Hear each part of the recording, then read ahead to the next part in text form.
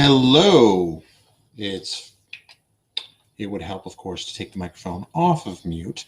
Hello, and welcome to this live stream. My name is Frank Lavinia, and you may know me from franksworld.com, a site that's been online since 1995. DataDriven.tv, podcast that's been around since 2017, and Impact Quantum, a podcast about quantum computing that's been around for just under a year. If you want to learn more about me and see what I'm up to, you can check me out on Twitter and Instagram at FrankDiggsData.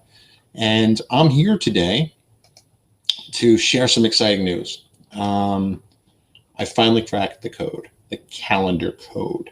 So I realize there's some PII in here that I don't want to share, but let me kind of explain what I've done. I've created a Power App. I think I can share that. Let me go here, share that.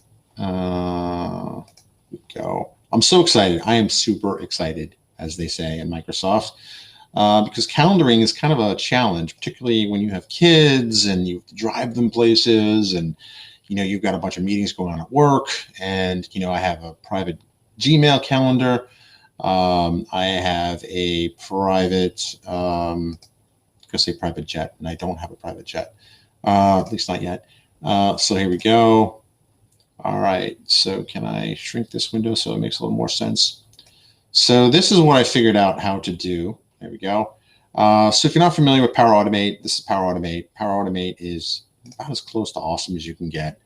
And I have a number of jobs here because I've been trying to hack at this, nights and weekends and stuff like that. And I never really got it to work until now.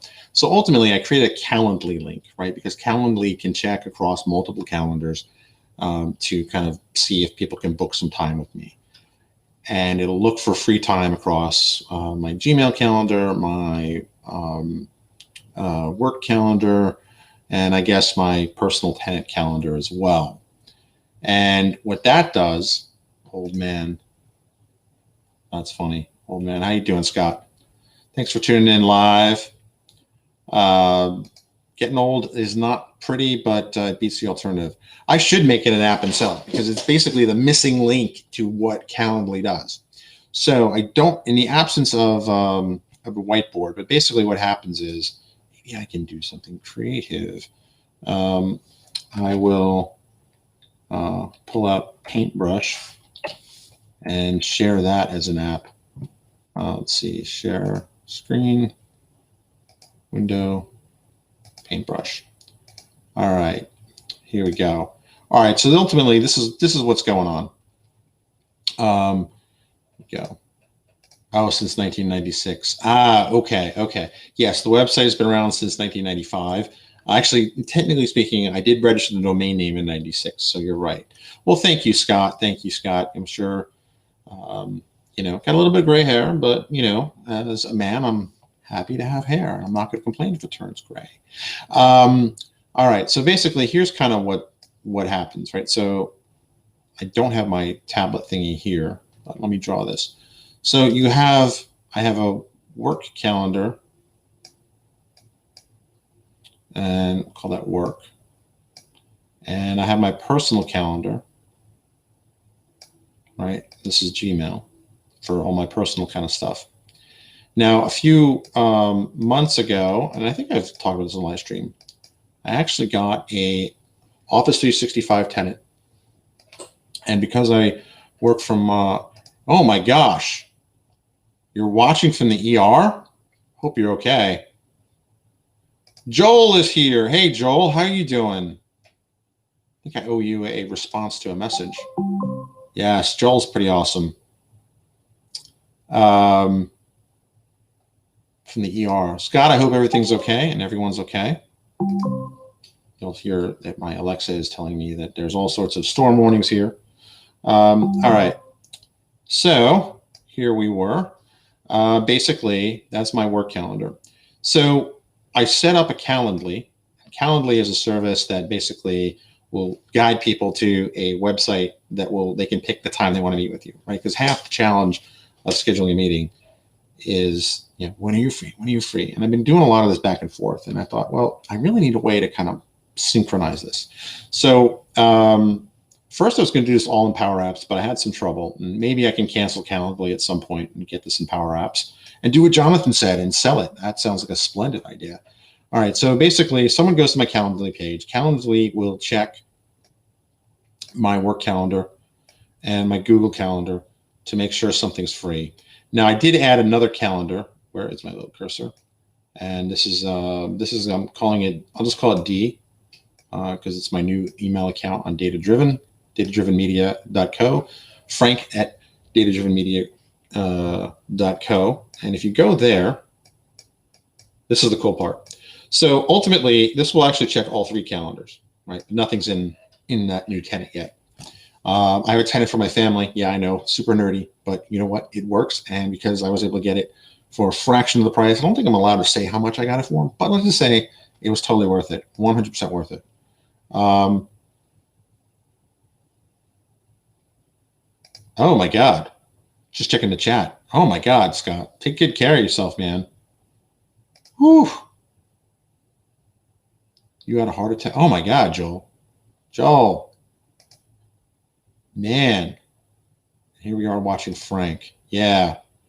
Wow. Yeah, this getting old thing is a little dodgy. I separated my shoulder last week, and I've not, if you've watched me on the live stream since last week, I'm not moving this arm much because I'm trying to give it a rest. I'm trying to avoid shoulder surgery. Well, that's kind of stupid because I'm never going to be younger than I am now.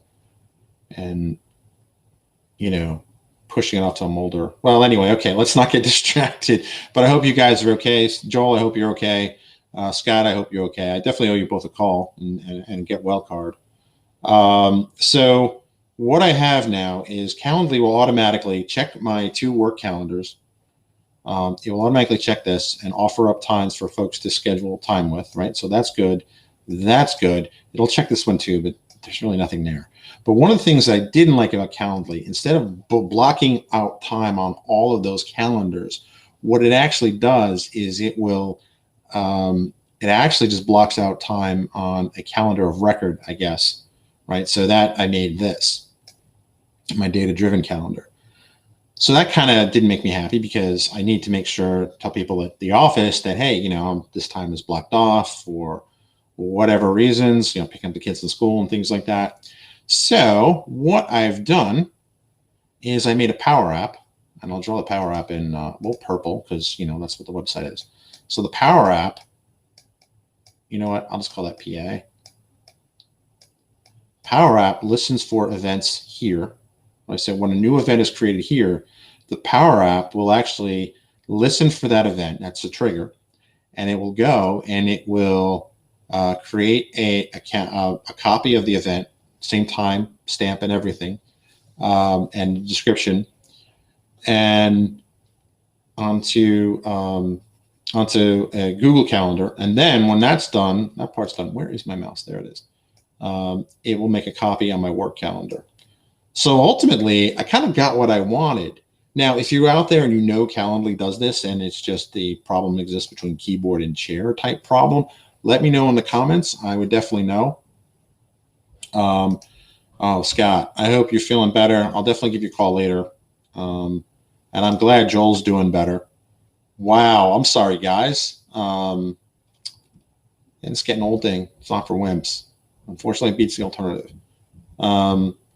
So ultimately, what I have here is I have kind of the closed loop. So what I wanted Calendly to do is, say you want to talk to me for 15 minutes, like whatever, and Calendly would just block off the time across all the calendars this thing too. Doesn't do that. It only dumps it into kind of one calendar of record. So let me go and share my screen again with something else. I kind of show what I mean. Not a Chrome tab. I want a window. Message me. Not that window. Power Automate desktop. No. Message me. I think it's this one. Lawn history. Lawn history. Power Automate. Hang on. What I need to do is clean up my my screen. Actually, here, I'll show you right here.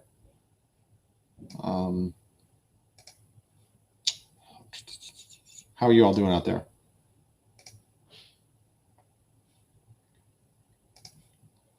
So your father-in-law says that all the time. He's 80.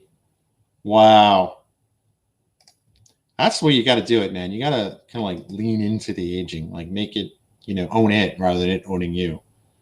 All right. So this is what Calendly will present. So I want to show that because I only have one Edge window open. All right. So this is what Calendly kind of looks like.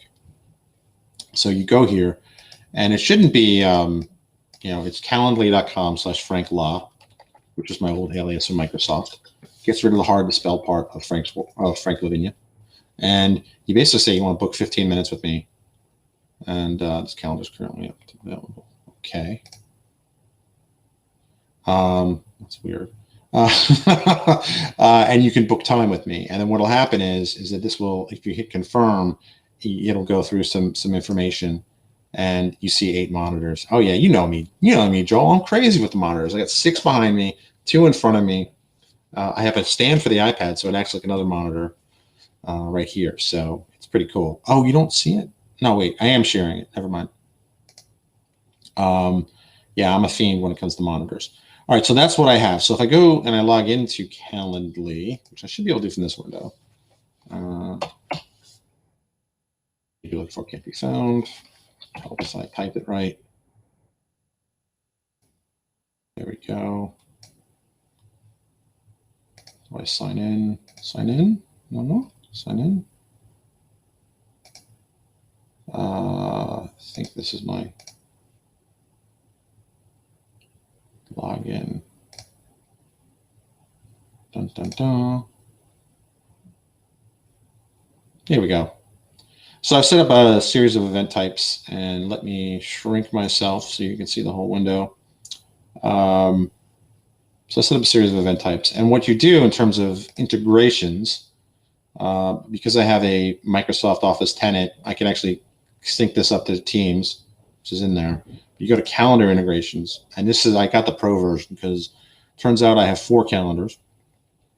And basically what this does is I have it check, you know, my work tenant, my personal tenant, Gmail, and just for grins, kind of my Hotmail account, which I don't really use anymore. And basically this will add it to the calendar. What I wanted to do is I wanted it to synchronize across all of these calendars.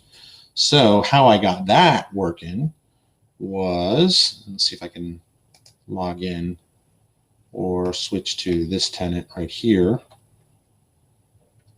Let me unshare. In case you're wondering, all of these are not scripted. I should probably start scripting and planning this, but I was so excited because I figured it out. I finally got the last bit working today. So message you, your orders. That's not it. You know what? I can share that. Here we go. Wait, where'd it go? Dun, dun, dun. Run history, power apps. All right. Is this it? Oh, awesome. I got the right one. Woohoo! So John asked the question, do I have a Microsoft Family account to keep track of family calendar items? Yes and no. I actually just got an Office 365 tenant. I think it's an E3. Because I work for Microsoft, well, I still have access to it because I'm part of the Microsoft Alumni Program, but I actually have the full tool. So I have bookings. I have like tons of stuff. So mostly I use it for is to communicate with my older son. He has Teams on his iPad and his personal computer. My wife has Teams. We used to use Facebook Messenger, but there were some privacy concerns there. And we did use Slack for a while, but Slack is an extra cost. And for one kind of fixed price for each of us, I can get full Teams, basically. There's a couple things in Teams I don't have, like phone numbers and stuff. I don't need that. So, although I could add it if I wanted to. So that's another interesting concept. All right, so I called this calendar push. And basically what this does, well, you'll see we've got this here. And this is the run history. So basically, when a calendar event is created, and there's all these options here, but basically, I set it to my calendar, and this is referring to my tenant.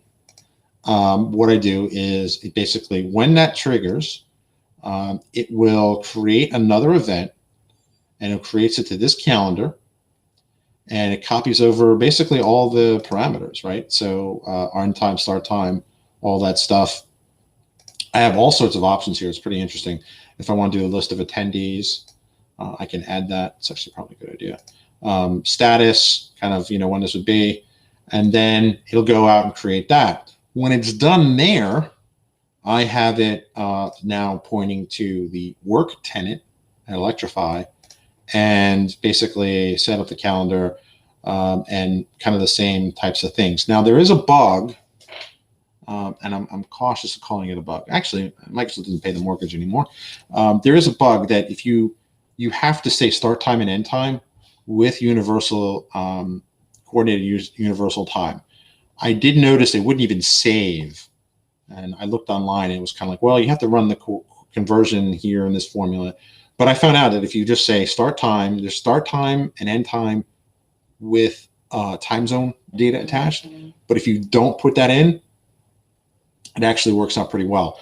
And you just say, okay, well, that's start time. This is universal coordinated time. And then basically when I create an event on Calendly or create an event on my personal calendar, my personal Outlook calendar, I have to do a proper video on this, the screenshots and stuff. Let me know in the comments if you want me to make that a priority. So basically what I have now is I can add an entry into my personal tenant, and it copies across all the other calendars. Now, I'll probably wean myself off of Gmail calendar as time goes on, but for now, a lot of stuff gets scheduled there, right, for one reason or the other. But what I wanted to do, particularly with summer camps and that happening now, I have to go pick up the kid, or my wife has to go pick up the kid. So when she adds that to my calendar, that will sync across my work calendar and my Gmail calendar. So that way colleagues will know, like, well, hey, Frank has to go drive to, the one kid isn't this week in another part of Montgomery County. So it's kind of a bit of a drive. And my wife and I are trading off on that. So that's pretty cool, actually. I'm so happy I figured this out, because this has been a big blocker for scheduling podcast interviews, that sort of thing. It's just been a major blocker. Andy will tell you. But it's been pretty awesome. So I'll maybe share some code and some screen snippets in a future blog post, but I thought I would share this because I am so excited about this. And speaking of calendar, I got a notification that I have a meeting in 10 minutes. So with that, I will leave you and say thank you to everyone who's watched live. Thank you, John. Joel, I'm glad you're on the mend. Scott, I wish you the best.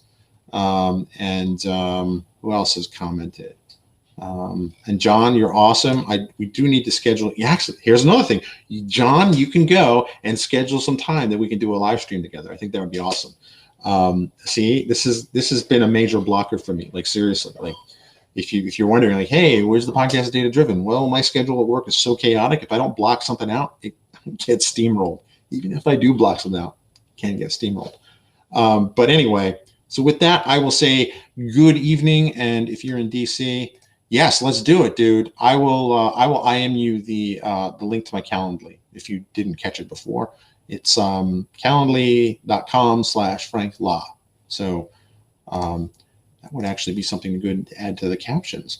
So if you're curious about more, just hit me up on Twitter and Instagram.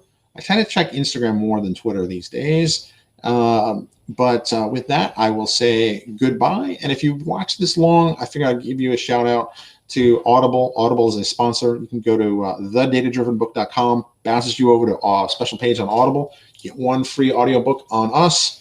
And if you decide to continue with the subscription, which I totally think you should, it's awesome stuff. I just finished a book by it's actually a seminar type / book, audiobook by Bob Proctor. Outstanding, life-changing. Seriously, I finished it today, and it's just fantastic. Fantastic. Totally changed my outlook on things. And with that, I will bid you all adieu and roll the outro graphics. Thanks for watching.